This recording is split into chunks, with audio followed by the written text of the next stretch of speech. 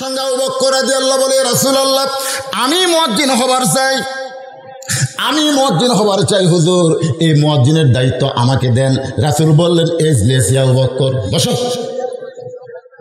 মুয়াজ্জিন হবার চাই, বসো। আবু বকর বসে চিন্তা করে, কে রে, একটা মুয়াজ্জিন হওয়ার মতন যোগ্যতা আমার নাই, আমি হবার চাইলাম। রাসূল কয় ইজলিস মানে কি আমর, বসো। আমরের সিগার আদেশ করলেন, বসো। আবু বকর মনে মনে চিন্তা করে, একটি মুয়াজ্জিন হওয়ার যোগ্যতা কি আমার নাই?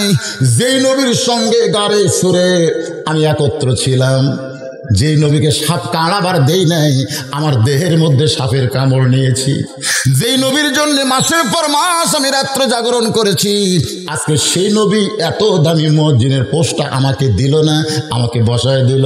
ওমর ফারুক বলে, ইয়া রাসূলুল্লাহ আবু বকরের গলা হলো ম্যানমেনা গলা, ওই ম্যানমেনা গলা দিয়ে আজান দিবে, মুসল্লি শুনতে পাবে না, আমি একটু মুয়াজ্জিন হবার চাই। সঙ্গে সঙ্গে রাসূল বললেন, ইজলিস, বস। ওর ঘরে কি কয়, মুয়াজ্জিন খুব জোরে কণ্ঠে আজান দেওয়া লাগবে, আবু বকরের কণ্ঠ হলো ম্যানমেনা বোঝেন না? আজকে আমাদের বাংলাদেশে ম্যানমেনা মুয়াজ্জিন আছে না? আমার এলাকাতে এক মুয়াজ্জিন, আল্লাহু আকবার, আল্লাহু আকবার। আমি কইলাম, কে চাচা, আব্বা কি? বাজান দাঁত নেই বাজান, আল্লাহ উচ্চারণ করো, এগুলো তো দাঁত লাগবে, আমার যে দাঁত নেই এই জন্য আব্বা হয়ে যায়।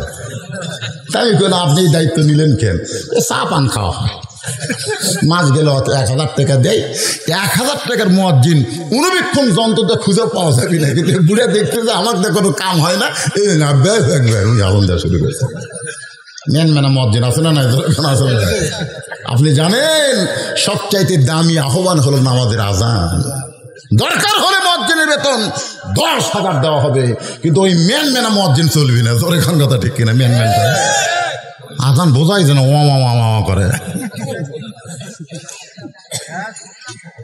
আল্লাহ নবী উমরকে বসায় দিলেন, আর কোন সাহাবী দাঁড়ানোর সাহস পায় না, কারণ দাঁড়ালেই যদি ইজলিস কয় তাহলে বিপদ, দরকার নেই।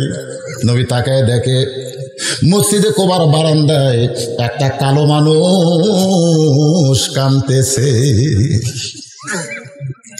বেলাল, তুমি কি মুয়াজ্জিন হবে না? বেলাল বলে, আবু বকরের মতো মানুষকে বসায় দিলেন, উমরের মতন মানুষকে বসায় দিলেন, সেখানে আমি মুয়াজ্জিনের হওয়ার সাহস দেখাবার পারি না।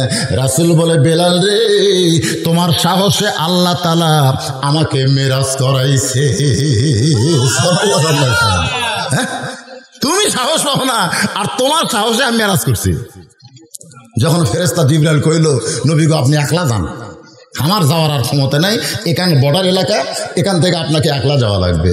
আল্লাহ রাসূল বলে, বেলাল, আমি যখন একা একা রওনা দিলাম, আমি চিন্তা করলাম আল্লাহর আরশে যাইতে কতক্ষণ লাগবে, এই নিঃসঙ্গ পথে আমার সঙ্গে কে? এমন সময় দেখি তুমি আমার সামনে দিয়ে হাঁটতেছো। আমি নবী চমকে গেলাম, এই দুনিয়ার বেলাল কোত্থেকে আসলো? আল্লাহ তোমাকে এত ভালোবাসে বেলাল, আমার আগে দিয়া তোমারে খরম পায়ে হাঁটায় আছে। বেলাল, এই কোন আমল করো, যে আমল করার কারণে তুমি বেলাল আছো দুনিয়ায়, আর আল্লাহর আরশে তোমার প্রতি ছবি দেখা যায়। বেলাল বলে, নবী গো আমার একটাই মাত্র আমল, আমি যখন অজু যাই সঙ্গে সঙ্গে অজু করি, ওই ডিটল দিয়া স্যাভলন দিয়ে আমার হাত ধোয়ার দরকার নাই।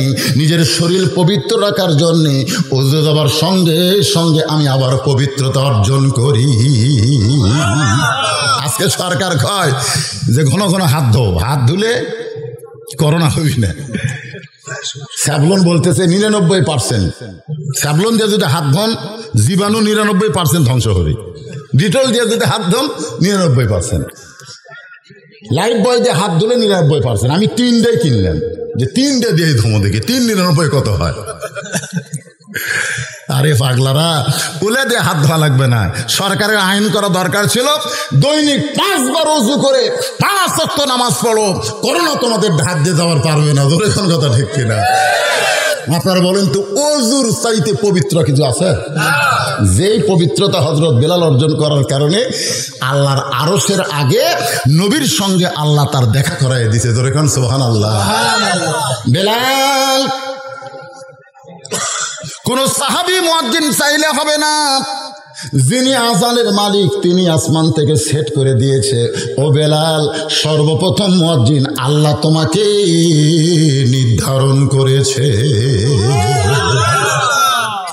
সমস্ত সাহাবী গিয়ে বেলালের কাছে দাঁড়ায় বলতেছে, রাসূলুল্লাহ, বেলাল এমন কি আমল করলো যে আমল করার কারণে আমাদের কোন সাহাবীকে আল্লাহ মুয়াজ্জিন পছন্দ করলো না, বেলালকে পছন্দ করলো।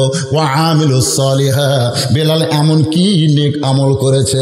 আল্লাহ নবী বলেন, সাহাবীরা তোমরা সবাই জিহ্বা বের করো। সমস্ত সাহাবী জিহ্বা বের করেছে। আল্লাহ নবী বলে, বেলাল তোমার জিহ্বাটা বের করো। হযরত বেলাল যখন জিহ্বা বের করেছে তখন মদিনার অনেক সাহাবী বলে, কালোর মতো কি যেন দেখা যায়। নবী কান্দার বলে, সাহাবীরা রে, শুধুমাত্র ঈমান গ্রহণ করার অপরাধে ওই মক্কার কাফেরেরা বেলালের জিহ্বার মধ্যে পেরেক ঢুকাইছে। শুধুমাত্র ঈমান গ্রহণ করার অপরাধে বেলালের জিহ্বার ভিতরে পেরেক ঢুকাইছে। আবু বকর যখন বেলালকে মুক্ত করে নবীর কাছে নিয়ে আসে, নবী বলে, বেলাল তুমি যখন কাফেরদের দ্বারা নির্যাতন হচ্ছ, এমন সময় আল্লাহ তাআলা একটা আয়াত নাজিল করেছে, ইন্নাল্লাযীনা ক্বালু রাব্বুনাল্লাহু সুম্মা ইসতাকামু তাতানাজ্জালু আলাইহিমুল মালাইকা আল্লা তাখাফু ওয়া লা তাহজানু ওয়া আবশিরু বিল জান্নাতিল্লাতী কুনতুম তুআদুন। বেলাল, আল্লাহ তোমার জন্য কোরআন নাজিল করে বলেছে, কোনো ভয় নাই, কোনো চিন্তা নাই। বেলাল দুনিয়া থেকে যাওয়ার সঙ্গে সঙ্গে আমি আল্লাহ তাআলা 8টা জান্নাতের দরজা খুলে দিব। এত বড় খোঁজ খবরই নবী বেলালকে দিচ্ছে, তারপরে বেলাল কান্দে। রাসূল বলে, বেলাল কান্দো কেন? বলে, হুজুর আপনি যে খবর দিলেন এটা হলো মরার পরের খবর। এটা কি বেঁচে থাকার খবর না মরার পরে? কারণ আপনি যে জান্নাতের খবর দিলেন, আপনি বলেন তো এটা আমি কখন পাবো? মরার পর। মরার পরের খবর, বেঁচে থাকার কোনো খবর নাই। আল্লাহ নবী বলে, বেলাল তুমি কি শুনতে চাও? বেলাল বলতেছে, ওরা যখন আমাকে নির্যাতন করেছিল আমি তখন আল্লাহ আল্লাহ বলেছি। ওগো নবী, আমার কলিজা শান্তি পায় আল্লাহর সাথে হু আকবার যদি যোগ করে একবার আল্লাহু আকবার যেন ধ্বনি দিবার পারি। রাসূল বেলালের কপালে চুমাতে বলে, বেলাল বর্তমানে মক্কায় যে পরিবেশ চলতেছে এই পরিবেশে আল্লাহু আকবার চলবি না। বর্তমানে বাংলাদেশে যারা বড় বড় দল করে এই দলের মধ্যে কিন্তু আল্লাহু আকবার নাই। আপনি খেয়াল করে দেখবেন, বহু স্লোগান আছে কিন্তু আল্লাহু আকবার নাই। যদি কেউ ভুল করে কয় লিল্লাহি তাকবীর, আর ওই দলের কর্মীরা যদি আল্লাহু আকবার কয়, সাথে সাথে কর্মীর থেকে নাম কেটে দিবি, করে আমাকে দলত তো আল্লাহু আকবার নাই। কথা কর না কেন, কথা কর না কেন? ভাই রে, আল্লাহু আকবার দল একবার সাইজ করার জন্য ওরা কিন্তু রেডি হয়ে আছে। এখন কথা ঠিক কিনা? আপনারাও কি আল্লাহু আকবার দলে ভর্তি হবেন না? হবেন না ভাইজান? একটু জবান খুলে সবাই জনগণ যারা বুঝবার পরে যে বৈশিষ্ট্য একলা বাস করতেছে না, তার সামনে কিছু আল্লাহর প্রেমিকেরা আছে। লিল্লাহি তাকবীর। আল্লাহর নবী বললেন, বেলাল যেদিন আল্লাহু আকবার বলার পরিবেশ হবে সেই দিন সর্বপ্রথম তুমি আল্লাহু আকবরের মিছিল করবে। সবচাইতে বড় মিছিলের নাম হলো আযান। সুবহানাল্লাহ। প্রত্যেক গ্রামে গ্রামে শুরু হয় না ফজরের সময়? কিন্তু এদের বেনামাজিগুলো আয় হায়, ওরা কয় আযান শেষ হচ্ছে না, এটি শেষ হতে পারে উত্তর পাড়ার থেকে শুরু করলো। ওই শুনবি না ভাই, আযান শুনবে না, আযানের শব্দ খুব খারাপ লাগে। এদের ল্যাপ তুলে মাথার উপর দিছে, ল্যাপ মাথার উপর দিলে এখন পাঁওতে বের হয়, এখন পাও টানা বুকের কাছে থসে। ফেরেশতাকে আল্লাহ, ওরা আগাও নাই পাছাও নাই, এ কি হলো? ল্যাপ টানতে দেখেন ল্যাপের মধ্যে ওর সাইজ, আর সকালবেলা সাইড ঠিবে কুত্তের সাইজ, একই সাইজ। এখন কুত্তে যদি আমার কয় হুজুর বেয়ানামাজিকে আপনি কুত্তের সাথে তুলনা দিলেন কেন? আমি কুত্তা হবার পারি কিন্তু বেয়ানামাজি না, বেয়ানামাজি আমার চাইতেও খারাপ। এই জন্য আল্লাহ কোরআনে বলেছেন সুম্মা রাদাদনাহু আসফালা সাফিলিন। এরা এত নিকৃষ্ট, পশুর চাইতেও জঘন্য। যারা বেয়ানামাজি এরা পশুর চাইতেও খারাপ। কথা কয় না, কথা কয় না, এখন কথা কয়। এখানে অনেক আল্লাহর বান্দা বসে আছে যারা এসব নামাজ পড়েনি, এরকম নাই? কারণ আছে না নাই? এখন ওরা মেরাজের মাসে কি ওয়াজ করবো? নামাজ তো করাই লাগবে। তারপরে আরো আলোচনা আছে ভাইজান, একটু মনোযোগ দিয়ে শুনবেন। আল্লাহ নবী বলতেছে, আল্লাহ জোহরের 4 রাকাত নামাজ আদায় করলে ইব্রাহিম নবীর সম পরিমাণ সওয়াব যদি আমার উম্মতেরা পায়, তাহলে আসরের 4 রাকাত ফরজ আদায় করলে আমার উম্মতের খবর কি আমি একটু শুনবার চাই। আল্লাহ বলেন, নবী গো, আপনার উপর যেই কিতাব নাজিল করা হয়েছে ওই কিতাবের সবচাইতে বেশি যেই নবীকে নিয়ে আলোচনা, ওই নবীর নাম হলো মুসা কালিমুল্লাহ। সব সময় হক কথা সাহস করে যিনি বলতেন তিনি হলেন ডাইরেক্ট মুসা নবী। যেরকম কি নবী? কথা হয় না। একবার এক ফেরাউনের চামচা বলতেন না, এখনো কিন্তু অনেকে আছে। আমার জিনিস আমি কাঠদল করি, একটা দোকান থেকে বাকি খেতে কয়েক হাজার টাকা আছে। তো দোকানদার বলতে দেখে, ভাই তুমি যদি একলাই সব খেয়ে বাকি থো তাহলে আমার দোকান চলবে কি করে? তখন বলতে, আমার চিনিস আমি ফেরাউনের লোক, বেশি কথা করে তোর দোকান তুলে দেবো। লোকটা বলতেছে, ইন্নাল্লাহা মাস সাবিরিন, ওর সাথে তুমি পারবো না, ধৈর্য ধরাই ভালো। তো মুসা নবী যাওয়ার সময় বলে, তোর চোখের পানি কেন? বলে, ওই যে ওই ফেরাউনের লোক টাকা চালিয়ে দোকান তুলে দিবার চায়। মুসা নবী দৌড়ে গিয়ে সামনে দাঁড়ায় বলছে, তুই কানবো? আমি ফেরাউনের লোক, আমি আল্লাহ। তুই ফেরাউনের, আমি আল্লাহ। এই কয়ে মারছে চর, এক চর মারার সাথে সাথে এই শালা মরছে, মরাই শালা। ডাইরেক্ট আজরাইলকেও চল মারছিল, চোখের মুনি উল্টে গেছে। মানে নবিকের মধ্যে মুসা নবী আবার এই ডাইরেক্ট অ্যাকশন। যখন কি অ্যাকশন? Direct action. সেই মুসা নবীকে 3 দিক থেকে ঘেরাও করেছে। একদিকে সাগর। ফেরাউন বলে, মুসা তোর আর পলানোর কোনো জায়গা নাই, কোন দিকে যাবি? সামনে দিয়ে সাগর দেখা যায়। মুসা বলতেছে, আল্লাহ 3 দিকে ফেরাউন, একদিকে সাগর, আমি কি করব? আল্লাহ বলতেছেন, নাসরুম মিনাল্লাহি ওয়া ফাতুহুন করিব ওয়া বাশশিরিল মুমিনিন। আমি সাগরকে রাস্তা করে দিলাম। মুসা নবীর জন্য আল্লাহ সাগরকে রাস্তা করে দেয়। ওই সাগরের মাঝ পয়েন্টে গিয়া সাঙ্গপাঙ্গদের বলে যে আল্লাহ দরিয়া রাস্তা বানাই দিল, সেই আল্লাহর শুকরিয়া তান, আমরা 4 রাকাত নামাজ আদায় করব। মুসা নবী তার সঙ্গীদের নিয়ে সাগরের তলদেশে 4 রাকাত নামাজ আদায় করে।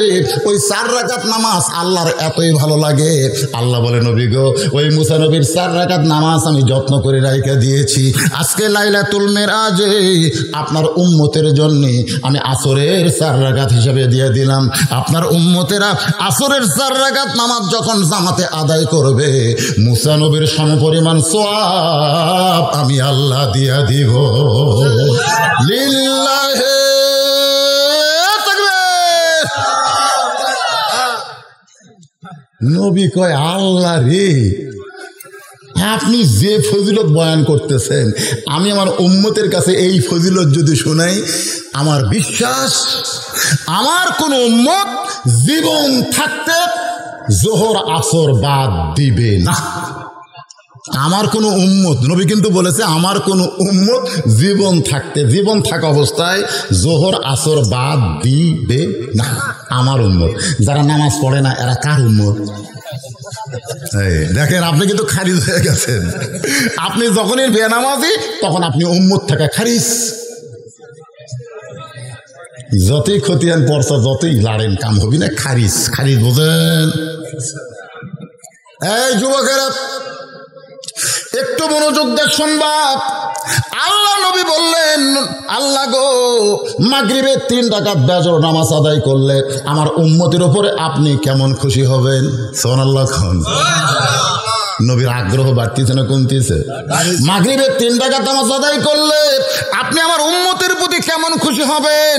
আল্লাহ ডাকতে বলে, হাবিব আপনার ওপর যেই কিতাব নাজিল করেছি ওই কিতাবের মধ্যে সবচাইতে সুন্দর একটা ঘটনা, যেই ঘটনাকে আমি আল্লাহ বলেছি আহসানুল কসাস। আছে না নাই? আহসানুল কসাস মানে কি? সবচাইতে উত্তম কাহিনী। আল্লাহর কাছে এই ঘটনা ভালো লাগছে। ইয়াকুব নবী বাস করিতেন কেনানে, সবার চাইতে ভালোবাসতেন ইউসুফকে। একটা গজলের এক লাইন শুনে দিলাম। ইয়াকুব নবী, জোরে কোন নবী? ইয়াকুব নবী। বাবা আদম থেকে আমাদের নবী পর্যন্ত সমস্ত নবীরা কমপক্ষে 2টা বিয়ে করছে। কয়টা? কমপক্ষে। তো নবী যদি আপনি মানেন তো নবীর বউ তো একটা লয়, আমাকে একটা।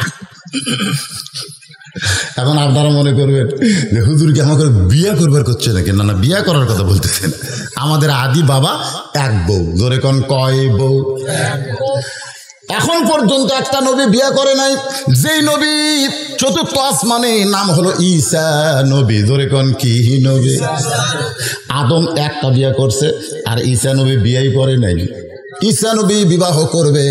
এই দুনিয়াতে আসার পরে বিশাল একটা যুদ্ধ হবে, যে যুদ্ধের নাম রাসূল বলেছেন মালহামা। জোরে কোন কি নাম? বর্তমানে রাশিয়া ইউক্রেনকে ধ্বংস করার জন্য চেষ্টা করতেছে। এই ইউক্রেন রাশিয়ার যুদ্ধ দিয়েই কিন্তু ভাইজান গোটা বিশ্ব যুদ্ধ শুরু হয়ে যাবে।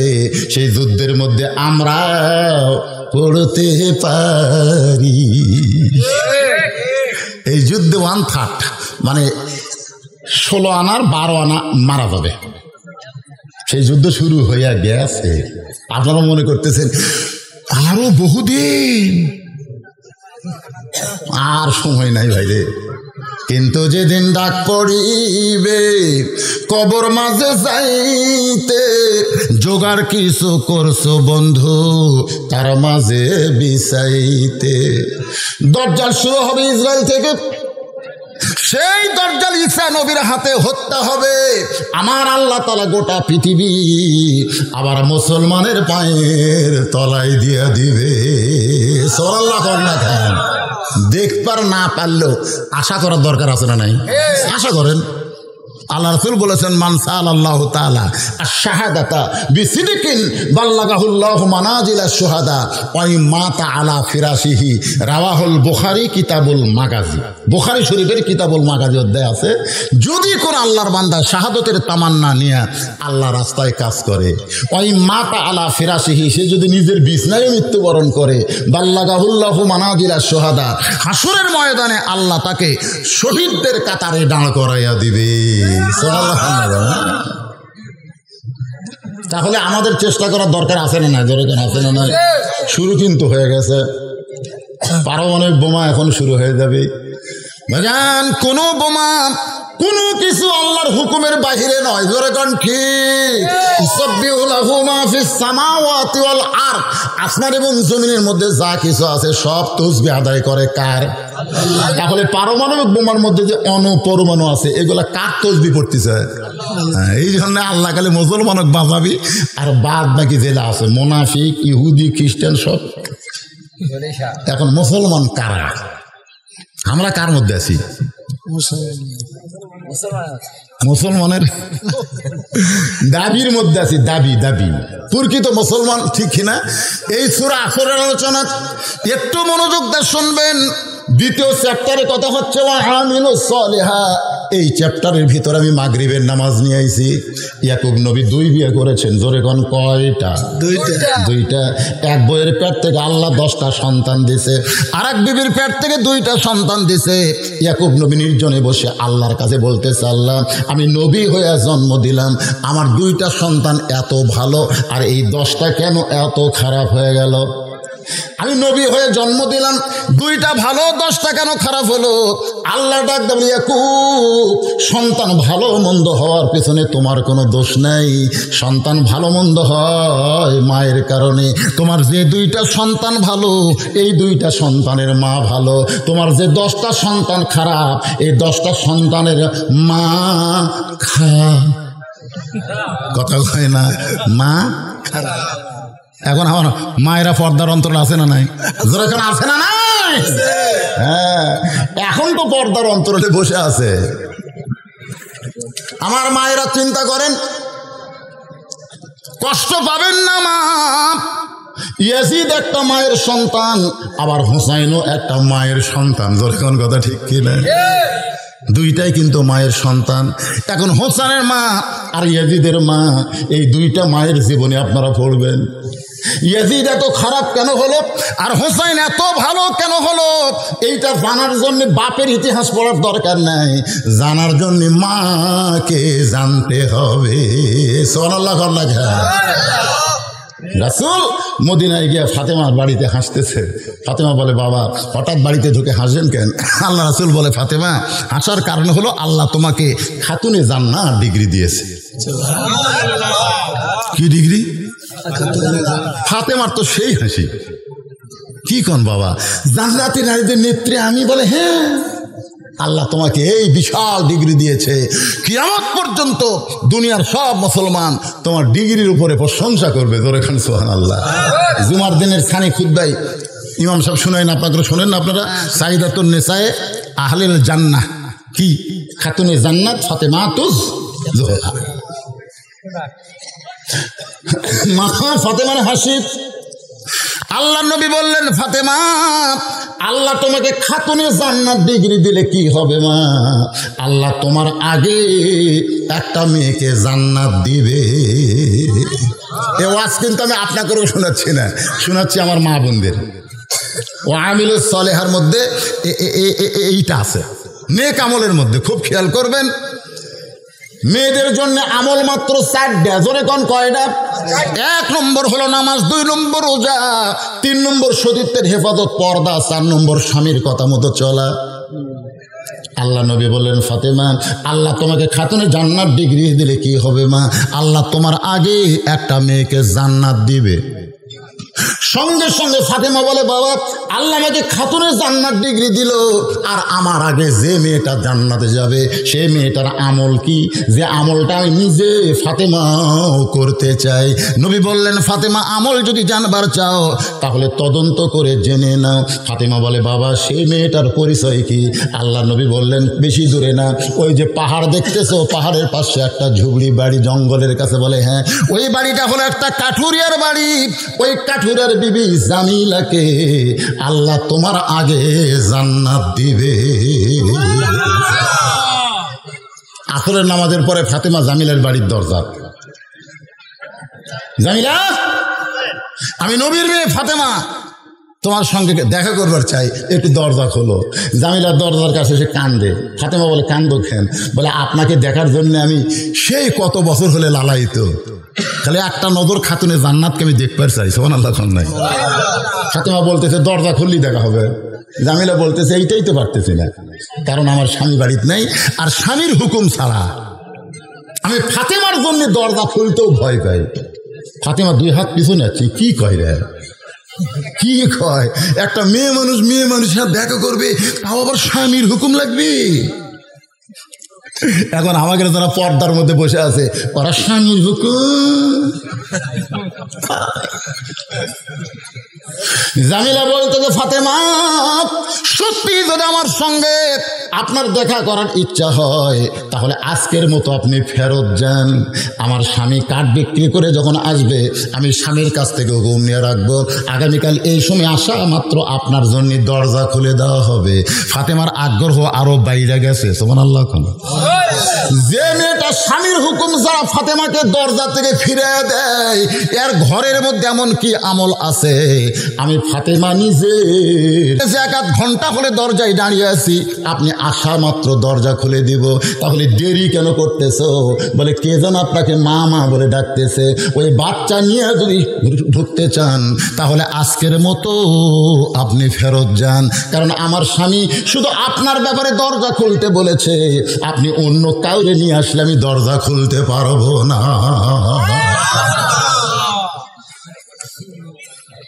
হোসেন বলতেছে কি কি কইলো এই মেয়েটা, কি কইলো?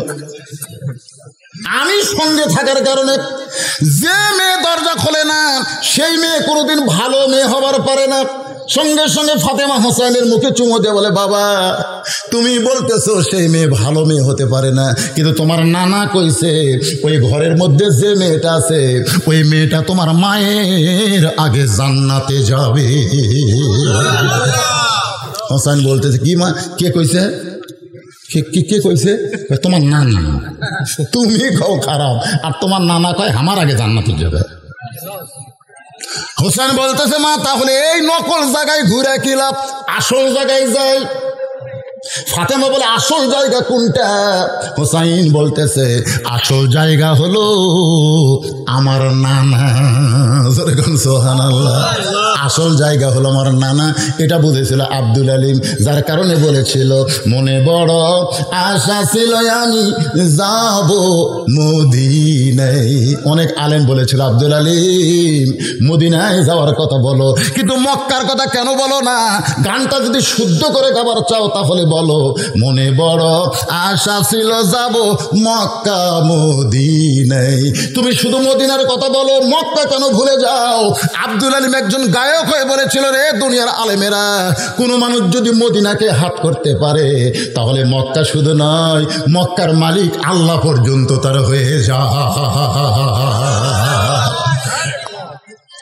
উপায় নাই রে, উপায় নাই রে, উপায় নাই, নবী বিহীনে আল্লাহ পাওয়ার উপায় নাই। আপনারা কি গজল গালে গুনাহ হবে? তাহলে একটু তালে তাল দিয়ে বলেন উপায় নাই রে, উপায় নাই রে, নবীর উম্মত উপায় নাই, নবী বিহীনে আল্লাহ পাওয়ার উপায় নাই।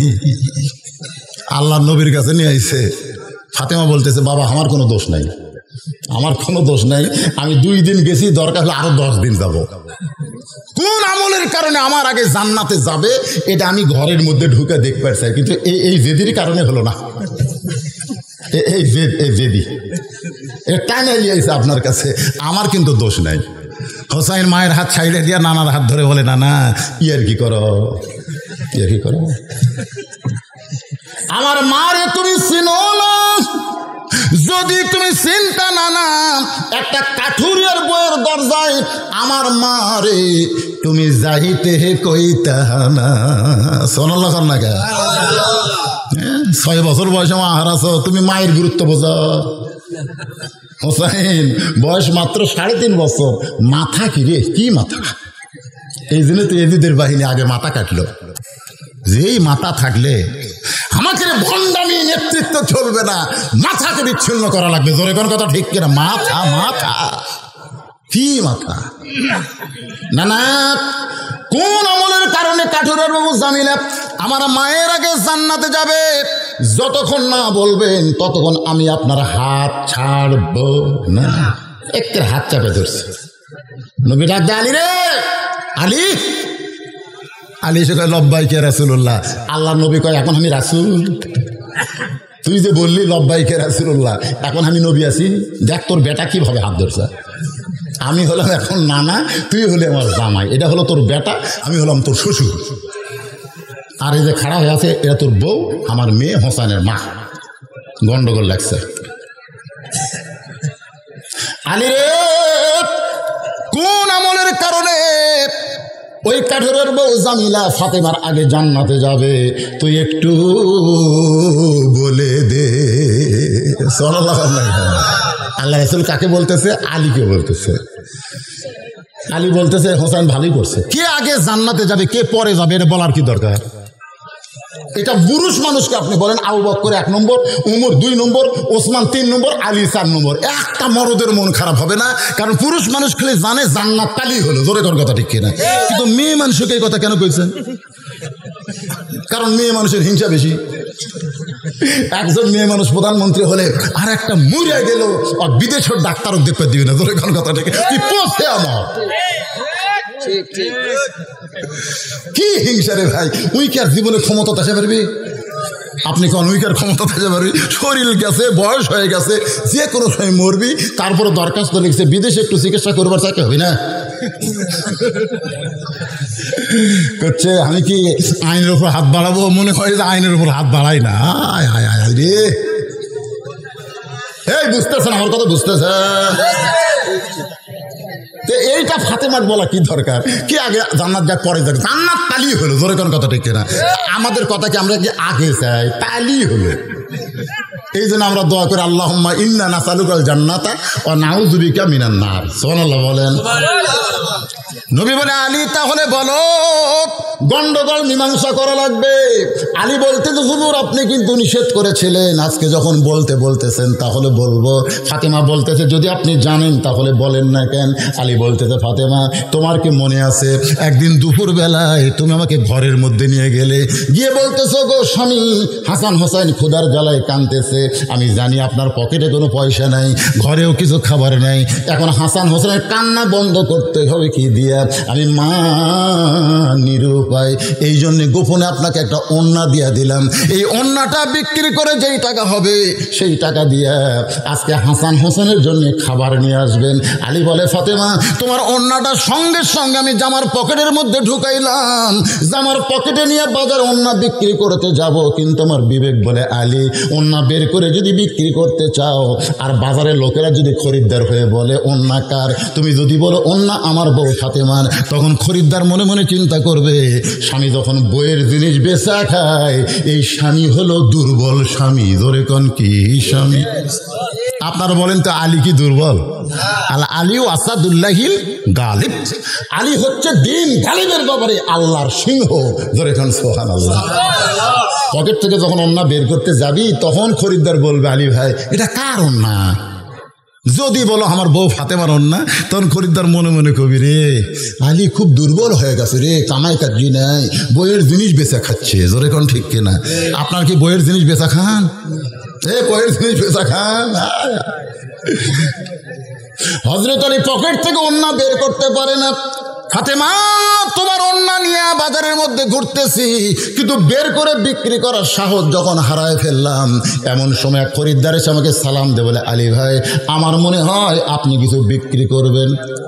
আমি আলী চমকে গেলাম, কারণ ওই খরিদ্দার বলতেছে আলী ভাই আমার মনে হয় আপনি কিছু বিক্রি করবেন। আমি তাকায় দেখি ওই খরিদ্দার আপন ইচ্ছা একটা ব্যাগ আমার সামনে ফাঁক করে ধরলো। আমি পকেট থেকে ওন্না বের করে ওই ব্যাগের মধ্যে দিলাম। খরিদ্দার একটা বারের জন্য ওন্নার দিকে তাকাইলো না। খরিদ্দার একটা বারের জন্য ওন্নার দিকে তাকাই নাই। ওই ব্যাগের মাথা ধরে আমার হাতে 6টা দিরহাম দিয়া ওই খরিদ্দার ওন্না নিয়ে যখন চলে যায়, আলী বলে ফাতেমা ওই ওন্না বিক্রি করার 6টা দিরহাম নিয়ে আমি তড়িঘড়ি খাবার দোকানে গিয়ে বললাম ভাই আমার হাসান হোসেন ক্ষুধার জ্বালায় কাঁদতেছে, এই 6টা দিরহামের যা হবে তাড়াতাড়ি খাবার প্যাকেট করে দাও। আলী বলে ফাতেমা দোকানদার তাড়াতাড়ি খাবার প্যাকেট করে যখন আমার সামনে দেয়, আমি 6টা দিরহাম দিয়ে যখন খাবার খাদ্য প্যাকেট নিব, এমন সময় একজন ফকির আমার সামনে দাঁড়ায় বলে আলী রে আজকে 3 দিন হলে আমার বাড়িতে কোনো খাবার নাই, আলী রে যদি পারো আল্লাহর রাস্তায় আমাকে একটু সাহায্য করো। আলী বলে ফাতেমা আমার এত রাগ হয়ে গেল, আমার হাসান হোসেন জন্য খাবার প্যাকেট নিব 6টা দিরহাম দিয়া। আর এমন সময় ফকির, আমি যখন রাগ করে ফকিরকে কিছু বলতে যাব, এমন সময় আল্লাহর কোরআন আমার সামনে বলতেছে আম্মা সাইলা ফালা তানহার। আলী রে, ফকিরের সঙ্গে খারাপ ব্যবহার করিস না।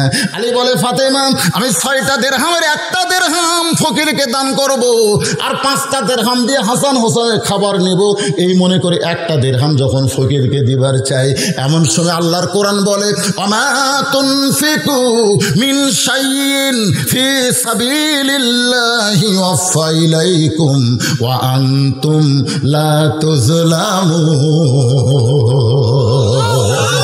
আলী, ফকিরকে 1টা দিরহাম দিলে আল্লাহ তোকে 10টা দিরহাম ফেরত দিবে। তুই যদি ফকিরকে 2টা দিরহাম দেস, আল্লাহ তোকে 20টা দিরহাম ফেরত দেবে।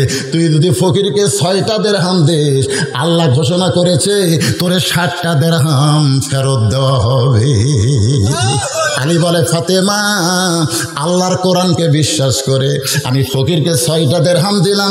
ফকির হাসতে হাসতে যখন চলে যায়, দোকানদার রাগ করে বলে আলী ভাই, তোমার হাসান হোসেন ক্ষুধার জ্বালায় কান্দে, তোমার জন্য খাবার প্যাকেট করলাম, 6 দিরহামের খাবারের প্যাকেট না নিয়ে সব যে ফকিরকে দিয়ে দিলে, এখন তোমার খবর কি? আমি তখন সাহস করে বললাম, আল্লাহ কোরআনে বলেছেন ওমাই ইয়াতাওয়াক্কাল আলাল্লাহি ফাহুয়া হাসবুহু।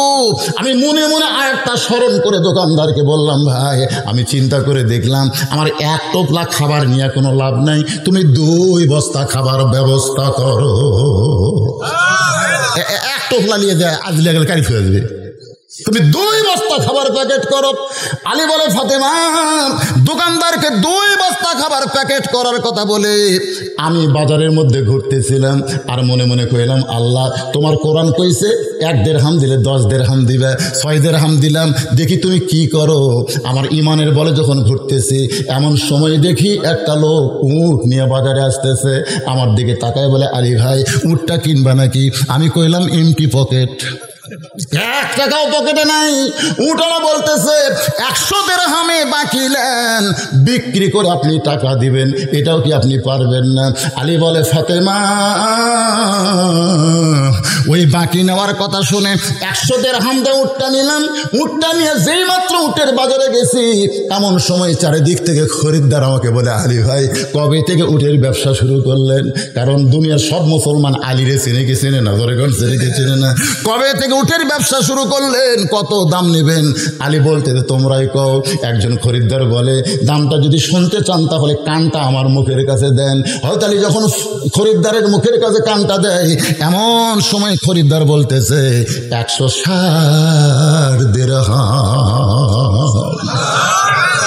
কয় দিরহাম? আলী বলে ফাতেমা 160 দিরহাম দিয়ে উটটা বিক্রি করে বাকি পরিশোধ করলাম 100 দিরহাম, আর ওই 60টা দিরহাম নিয়ে আমি দোকানদারের কাছে গেলাম। ভাইজান খবর কি? বলে 2 বস্তা খাবার প্যাকেট করছি, দাম কত? বলে 60 দিরহাম দিলেই চলবে। আমি 60টা দিরহাম দিয়ে 2 বস্তা খাবার নিয়ে যখন বাড়ির দরজায়, তুমি জানলা দিয়ে দেখি দরজা বন্ধ করে দিলে। আমি বললাম ফাতেমা দরজা খোলো। তুমি যখন দরজা বন্ধ করে দিয়ে বললে স্বামী গো একটা ওড়না বিক্রি করে টাকা দিয়া বড় জোর 1 টোপলা খাবার হবে। 2 বস্তা খাবার কোথায় পাইলেন যতক্ষণ না বলবেন ততক্ষণ আমি ফাতেমা দরজা খুলবো না। আমার হাসান হোসেন না খাইয়া মরা যাবে, আমি ফাতেমাও খাবো না। কিন্তু কোথা থেকে 2 বস্তা খাবার পাইলেন না বলা পর্যন্ত দরজা খুলবো। আজকে প্রত্যেকটা বউ ইচ্ছা করলে তার স্বামীকে ভালো করতে পারবে, পারবে কি? প্রতিদিন ব্যাগ ভরে ইলিশ দিয়ে আসে, নিয়ে আসে, সে নিয়ে আসে।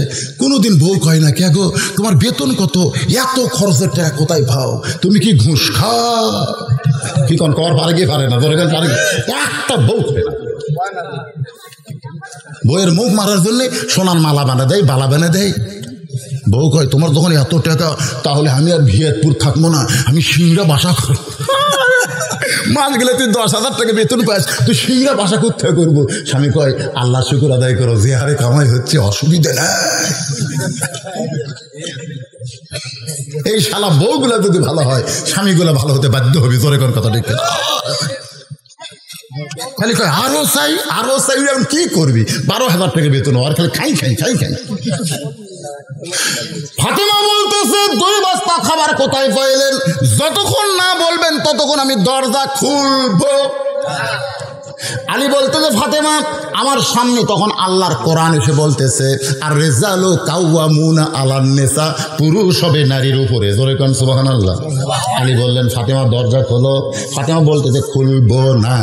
আলী বলতেছে বলবো না, আগে দরজা খোলো, খুললেই আমি বলবো। ফাতেমা বলতেছে আগে বলো তারপর আমি খুলবো।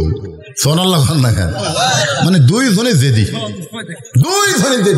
আলী বলতেছে আগে দরজা খোলো তারপরে বলবো, ফাতেমা বলতেছে আগে বলো তারপরে দরজা খুলবো।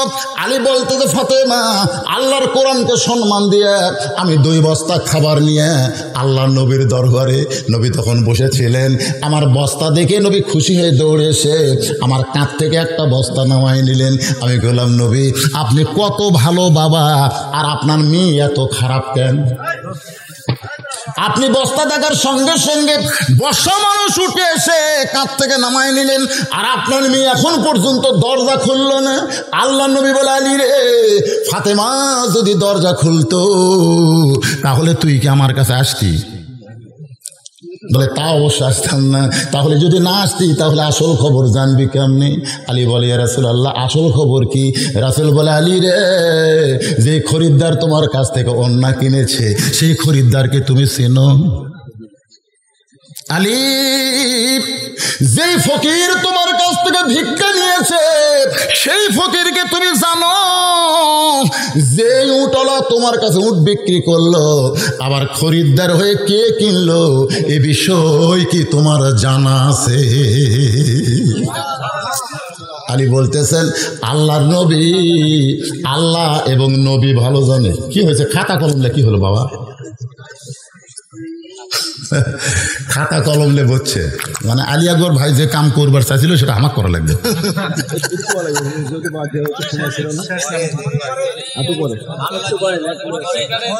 আমার ওয়াদ আবার আপনাকে ভালো লাগলো না কবে?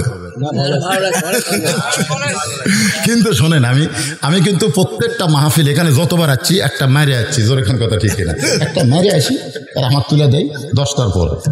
এটা আজকে কিন্তু এটা উল্টা হয়ে গেছে, এটি মারে আর রাখতে দেওয়া লাগবে। এই জন্য সকাল সকালে আইছি, আমারে তুলে দিবেন 9টায়, একটানা 3 ঘন্টা 12টা ওয়াজ শুনে কলজা শান্তি করে আমি সবাই বিদায় নেবো। তোর কোন ঠিক তুলে দিল 10টা 18, আমার ঘড়ি দেখাচ্ছে দিই। তো এখন আমি তো ওয়াজ করবো না, ওয়াজ কমপ্লিট করবো ইনশাল্লাহ। কিন্তু এখানে একটা কথা যেটা হলো, আলী বিশ্বাস করেছে 1 দিলে 10 পাওয়া যায়। পাশে কি পাইনি? যখন পাশে কি পাই নাই, এটা কি আমার কথা না আল্লাহর কোরআনের কথা? আমি এ পর্যন্ত যত কথা বলেছি প্রত্যেক কথার পিছনে আল্লাহর কোরআন আছে না নাই? যখন আছে না, আল্লাহর কোরআন দিয়ে বলেছি। তো তাহলে আলী যদি বিশ্বাস করে গিয়ে যদি ফকিরকে 6 দিরহাম দিয়ে 60 দিরহাম পায়, তাহলে আপনারা কারা কারা এই কোরআনকে বিশ্বাস করছেন? আল্লাহ একটু হাত দেখেন তো দেখি। লিল্লাহি তাকবীর, হাত নাও। এখন আপনাদের পকেটে যদি 100 থাকে, আপনারা আগামীকালে 1000 পাবেন। যদি 1000 থাকে, আগামীকাল 10 গুণ 10,000 পাবেন। হয়তো বলবেন হুজুর সত্যিটাই, সত্যি বিশ্বাস করেন। আগামীকাল আপনার একটা অ্যাক্সিডেন্ট আসছিল, সেই অ্যাক্সিডেন্ট আল্লাহ তুলে নিয়েছে। আর অ্যাক্সিডেন্ট হওয়ার দরকার নাই, ওই অ্যাক্সিডেন্ট হয়তো 20,000 টাকা নষ্ট হবে, শরীরের ক্ষতি হবে। যা অ্যাক্সিডেন্ট মাফ করে দিলাম। আর সদকাতে তার দুল বালা, দান সদকা করলে বালা মুসিবত দূর হয়ে যায়। এই বিশ্বাস করে যার পকেটে 500 টাকা আছে, আপনি আগামীকাল 10 গুণ বেশি হলে কত পাবেন? কথা হয় না। তাহলে যার 1000 টাকা আছে, 10 গুণ 10,000। আল্লাহর বান্দারা কোরআনকে বিশ্বাস করে মাত্র 10টা মিনিট পিছন দিক থেকে ওঠা শুরু হয়েছে। আল্লাহ তোমার কোরআনের কথা বিশ্বাস না করে আদায় করার সঙ্গে অন্যদিকে যদি যাবার চায়, মরার 2 বছর আগে ওদের প্যারালাইসিস হওয়া দরকার। জোরে কোন ঠিক কিনা? আল্লাহর মার দুনার বার ওরে কেরামত, এমন জায়গায় মারবে আল্লাহ ডাক্তারও করতে পারবে না মেরামত। তাই আপনাদের কাছে বলবো, কোন আল্লাহর পাগল এই কোরআনকে ভালোবাসেন? এই যে কোরআন, আমি এর আগেও আপনাদের কাছে কোরআন বিক্রি করেছি ভাইজান। এই মাদ্রাসায় সর্বসাকল্যে আবাসিক ছাত্র কয়টা? 85 জন আবাসিক ছাত্র এই মাদ্রাসায়।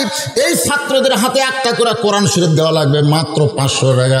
আমি 85টা কোরআন আপনাদের কাছে চাই।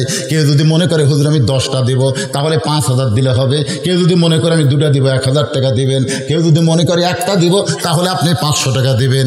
আজকে সবচাইতে বড় দান হলো আল্লাহর কোরআন। সর্বপ্রথম কোন আল্লাহর পাগল বান্দা বাপ মার কবরকে জান্নাত বানানোর জন্য এতিম বাচ্চাদের হাতে একটা কোরআন শরীফ দিবেন। একটা কোরআন চাইছি আমি ভাইজান মাত্র 500 টাকা দিলে একটা কোরআন দানের সওয়াব আল্লাহ আপনাদের হাতে দিবে। মাশাআল্লাহ মাশাআল্লাহ। সর্বপ্রথম এগুলো লেখা লাগবে না, এগুলো নগদের কোনো লেখা নাই, শুধু কোরআনের জন্যে। সর্বপ্রথম সামনে বসে শুনেছে, প্রত্যেকটা কথা শুনেছে গুরুত্ব দিয়া। আল্লাহ 500 টাকা দিল, তুমি 10 ঘন্টা দিও আল্লাহ, তোমার কোরআন সত্য আল্লাহ। তারা বিশ্বাস করে কোরআনের মাদ্রাসা একটা কোরআন বাবদ 500 টাকা দান করেছে। একটা কোরআন পাওয়া গেল। 2 নম্বর আসেন বাজান, বাকি না একটা টাকা কোরআন বিক্রি বাকি হবে না, লগত হবে। পকেটে টাকা থাকে তো কোরআন কিনেন, না থাকলে কোরআন শরীফ না, আপনি বাকি অন্য দান লেখায় দেন, আপনি বাকি দিবেন অন্য দান দেন, কিন্তু কোরআন লগত কেনা লাগবে মাত্র 85টা। একটা হয়ে গেছে। 2 নম্বরে কোন আল্লাহর পাগল দিবেন একটা কোরআন শরীফ বাবদ 500 টাকা। মাশাআল্লাহ মাশাআল্লাহ। আল্লাহ তোমার বান্দা খরসদি থেকে আপেল একটা কোরআন শরীফ বাবদ 500 টাকা। রহিদুল ইসলাম ও আবার 500 টাকা 3 ভিটা থেকে। একসঙ্গে কে রে ভাই, একসঙ্গে 2টা কোরআন বিক্রি হলো, 2টা কোরআন এই নবীর মাদ্রাসায়। তাহলে সব আরো একটা মইনুল ইসলাম কোরআন শরীফ বাবদ 500 টাকা দান করেছে।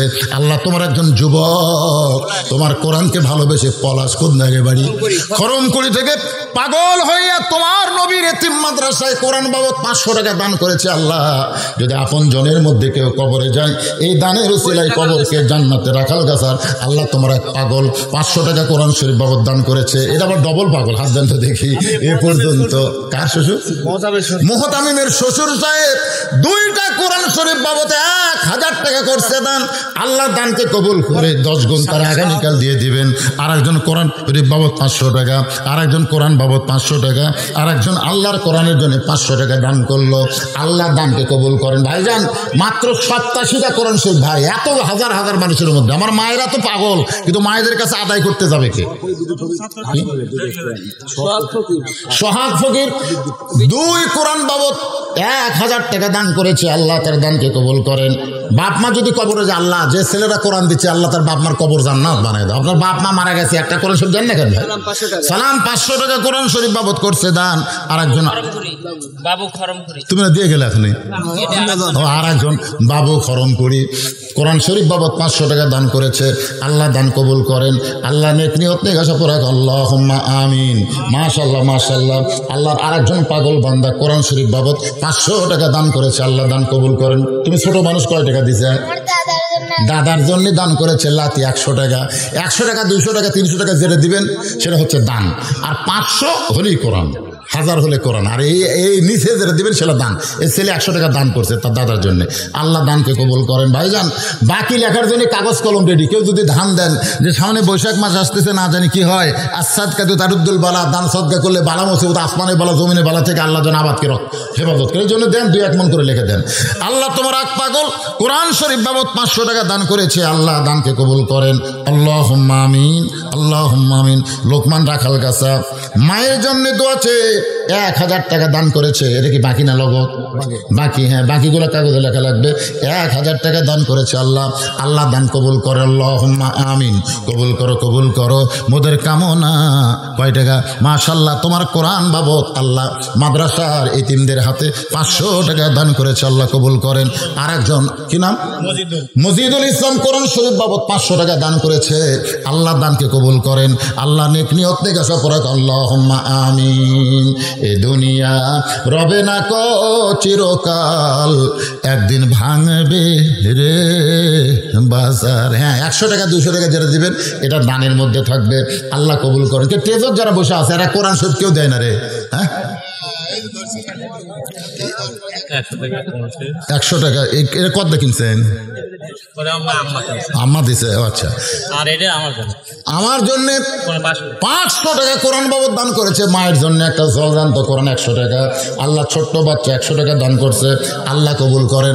এই মাদ্রাসার তালবেল বোঝে না, এই তোমরা ব্যাগলে নাম্বার কোয়া লাগে কেন? তোমরা ভিতর নাম্বার না বলা লাগবে না বাজান, ভিতরে নামো, ভিতরে নামো। 10, 20, 50, 100 যে যা পারবেন সবাই দান করবেন, কেউ মাহরুম হবেন না।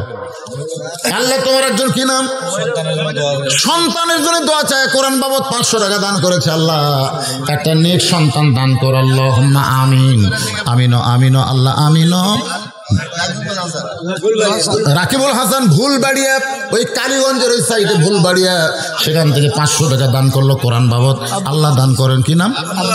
আব্দুল আজিজ। কোরআন শরীফ বাবদ 500। এখানে মানুষ দান করার ব্যস্ত, আর কতগুলো ওটা লিয়া ব্যস্ত। হ্যাঁ, আপনি দান করেন না, বসে থাকেন, বসে থাকেন, ওঠেন কেন? ওঠেন কেন? আপনার ওটা দেখে যে লোক উঠবে, যে লোকটা আজকে আগে উঠছে যাওয়ার জন্য, বাহিরে যাওয়ার জন্য, যত লোক উঠবে সমস্ত লোক ওটার পাপ আল্লাহর কান্দর দিবে। এত পাপ হলে কিভাবে জান্নাতে যাবে? বাইজিদ আল্লাহ 500 টাকা তোমার কোরআনের জন্য আল্লাহ কবুল করো। আর একজন কোরআন বাবদ 500 টাকা দান করছে। আল্লাহ দানকে কবুল করো, আল্লাহুম্মা আমিন। কবুল করো, কবুল করো। মোদের কামনা দানকারীকে দিবেন জান্নাত, আল্লাহ নিরাশ করবেন না। দোয়া করদম, দোয়া করদম। বাদার গাহে লাহি হায়াত দৌলত। এই যে ব্যাগ নিয়ে ঘুরতেছে বাবা, সবাই দেন। আপনি যা পারেন কিঞ্চিত হলেও দিবেন।